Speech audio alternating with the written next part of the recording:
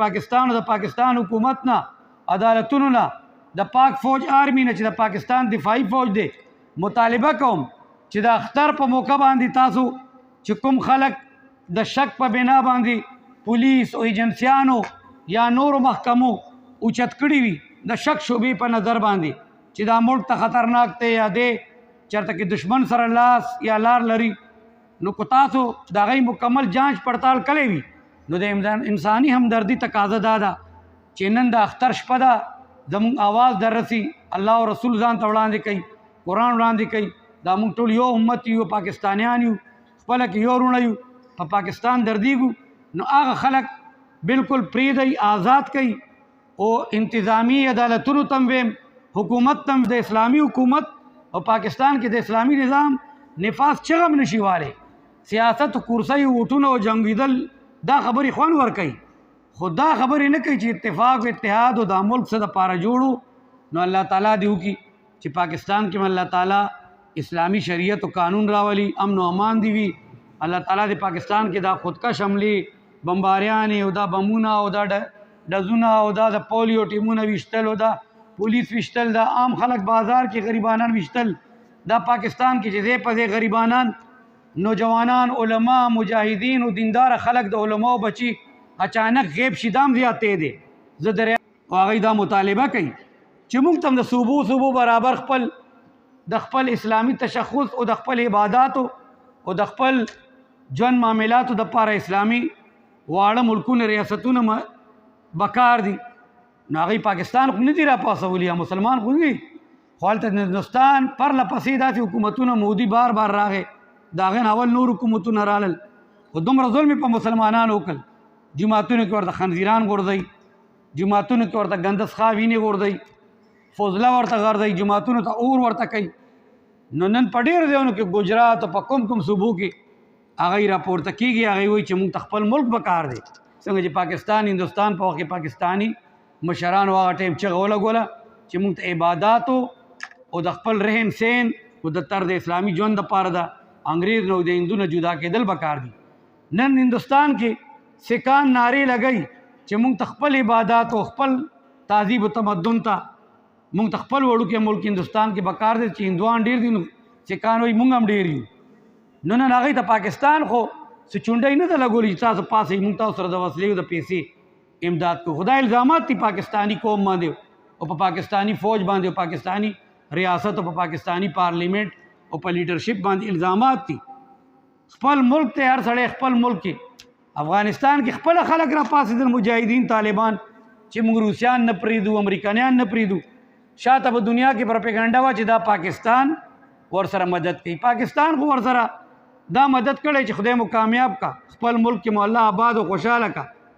او تاسو په حق یې چې کوم ملک درمای ظلم کوي حق نه لري چې تاسو په خاوره کې کینی او په تاسو حکومت وکړي نو د پاکستان قصور دا و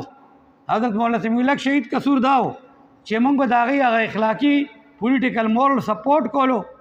او هلته به دنیا کفر پې خفه کېدل نن داسې وخت راغلی چې مسلمان دونه بزدله شو اسلامي ملکونه او اسلامي سیاستدانان زموږ پاکستاني لیډران دومره بزدله شو د مظلومیت او د کشمیر پاکستان او د پاکستان حکومت نه عدالتونو نه د پاک فوج آرمی نه چې د پاکستان دفاعي فوج دی مطالبه کوم چې د اختر په موقع باندې تاسو چې کوم خلک د شک په بنا باندې پولیس او ایجنسیانو یا نورو محکمو اوچت کړي وي د شک شوبې په نظر باندې چې دا ملک ته خطرناک دی یا دی چېرته کې دشمن سره لاس یا لار لري نو که تاسو د هغې مکمل جانچ پړتال کړی وي نو د انساني همدردي تقاضا دا ده چې نن د اختر شپه ده زموږ آواز در رسي الله او رسول ځان ته وړاندې کوي قرآن وړاندې کوي دا موږ ټول یو امت یو پاکستانیان یو خپله کې یو وروڼه یو په پاکستان دردیږو نو هغه خلک بالکل پرېږدئ آزاد کوي او انتظامی عدالتونو ته ویم حکومت ته ویم چې ډېر خلک غریبانان پاکستانی جیلونو کې قیدیان قید و بند نه په تکلیفونو کې دي کالونه پې تیر شو تاسو دپاره هېڅ ګرانه نه ده الله رب العزت دپاره کن فیکون راغلی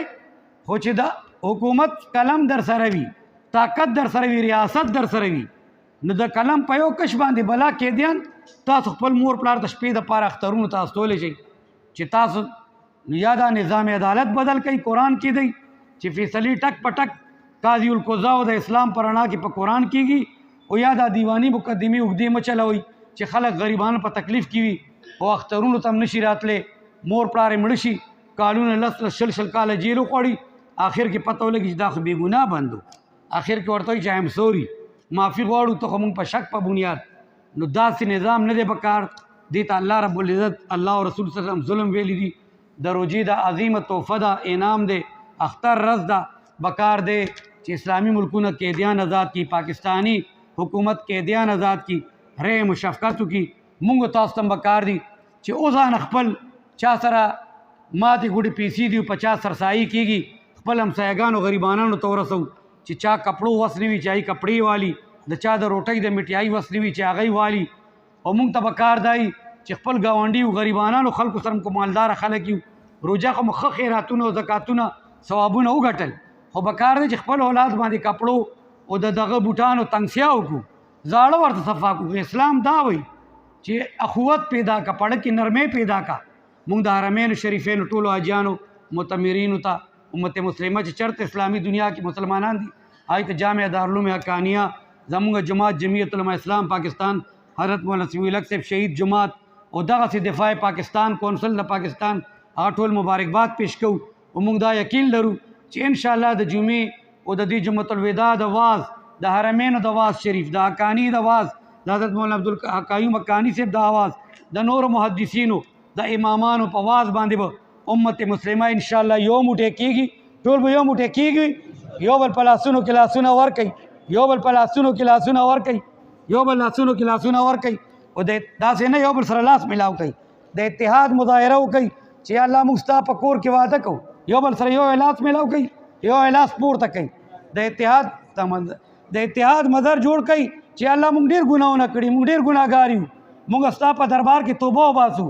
او موږ نن خپل وروڼه د مسلمانانو دپاره د ټول امت کوهاګ رنګ نسل سره تعلق لري، وروڼه صفا کوو. په نن ورځ یا الله موږ وعده کوو چې موږ به ټول قوم ټول امت مسلمه یو کېږو، موږ خپل اختلافات ختمو، او دنیا مسلمان اسلامي ملک باندې چې چېرته ظلم وي، چېرته فلسطین موږ ته آواز راکوي، چېرته